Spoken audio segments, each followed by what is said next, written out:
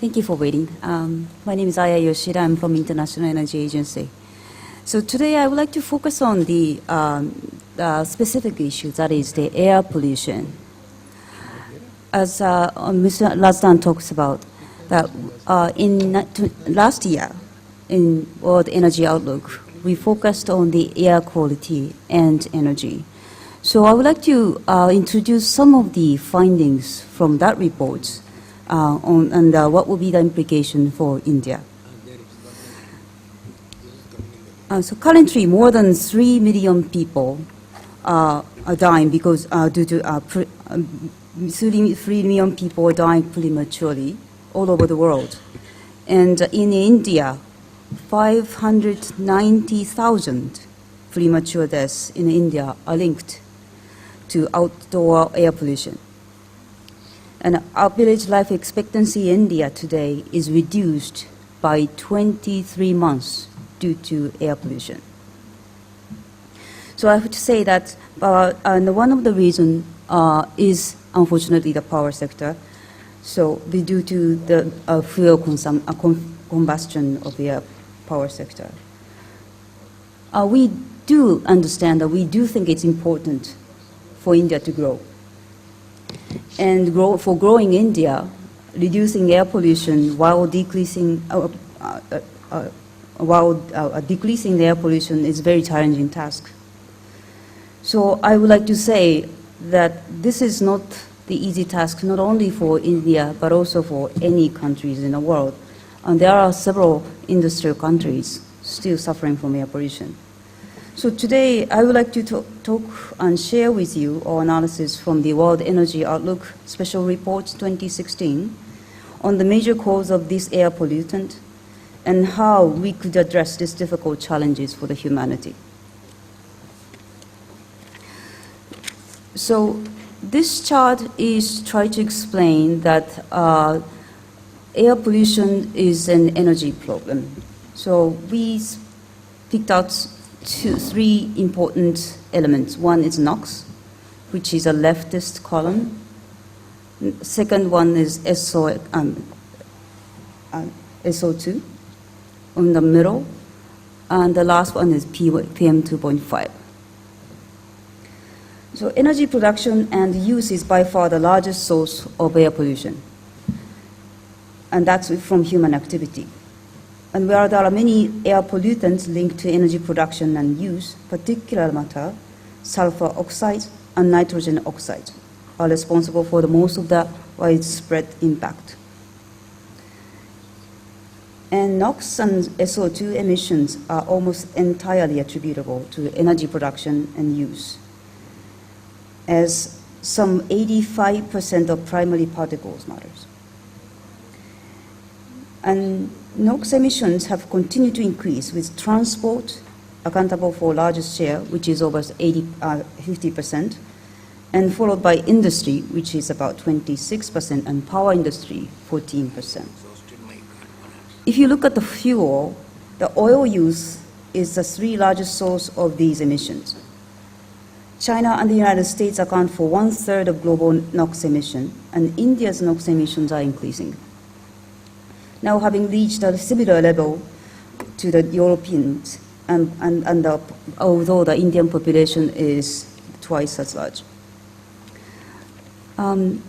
If you look at the second column, which is SO2, over 45% of sulfur oxide emissions come from industry and 1/3 from the power sector, with the largest share of coming from coal.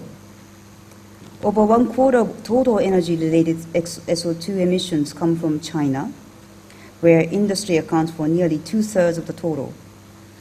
India was the next largest source of SO2 emissions, and we observe the power plants in India tend to be built near the populated area.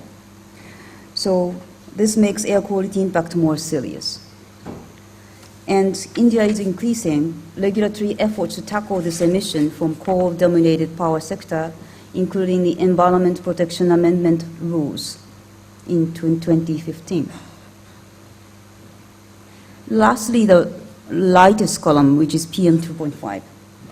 More than half of global energy-related particulate matter emission come from residential sector, PM emissions are due to incomplete combustion of fuels in household, particularly for cooking, heating, and lighting. The regional picture is heavily skewed toward Africa and Asia, with 80% of the global total. So then how the governments and countries are dealing with this difficult challenges? I would say many countries are now tackling, but the issue has not been, the challenge still continues.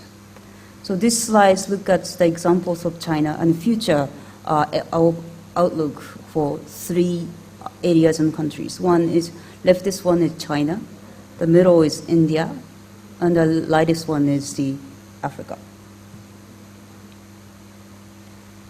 In China, strong policy focus on air quality bears fruits, and recent dip in pollutant emissions become a long-term trend. Emissions of particulate matter are 40% lower by 2040, as you can see on the leftist column, as energy consumption growth also slow in China as well. And also they are diversifying the energy mix away from coal, and strict pollution controls are enforced now. On the middle column, if you look at India, the air pollution outlook worsened to 2040 because India's energy demand continued to grow by 150%. And although tighter standards in power sector and transport sectors are there, and replacement of traditional cooking fuels with LPG, and ambitious targets for wind and solar, all helping to reduce this air pollution.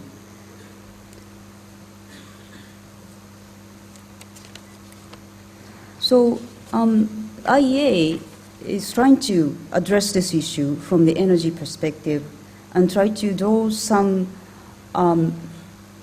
recommendations to address this difficult challenge. So next one is the IEA Clean Air Strategy and how this strategy will be able to reduce air pollution. So this IEA Clean Air Strategy highlights that small change in overall energy investment, the payoff in terms of life saved is very significant. Investment in cleaner technologies such as energy efficiency and renewable, and push for increased emission control technologies in power industry and transport, cuts emissions and distort globally. Overall, the strategy for cleaner energy transition means global energy demand is 13% lower in 2040 than otherwise expected, and 3/4 of energy combusted is subject to advanced pollution controls, compared with only around 40% currently. So the impact of this clean air strategy on pollution and health and premature death is dramatic, as you see in the graph. It requires energy sector investment to increase by just 7%. But in return for that just 7%, it pushes energy-related pollution levels into steep decline in all regions in the world. There are 3 million fewer deaths over the world from air pollution in 2040 than otherwise expected 1.7 million fewer from outdoor air pollution. In the case of India, under this clean air scenario, air pollution-related deaths are about 40% lower than otherwise expected in 2040.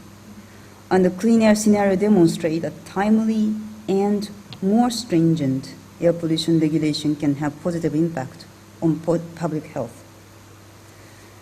Achieving clean cooking facilities, imposing emission standards on heavy-duty vehicles, more stringent fuel quality controls, and limits on emission from industry and transformation sector will contribute to a significant drop in emissions by 2040.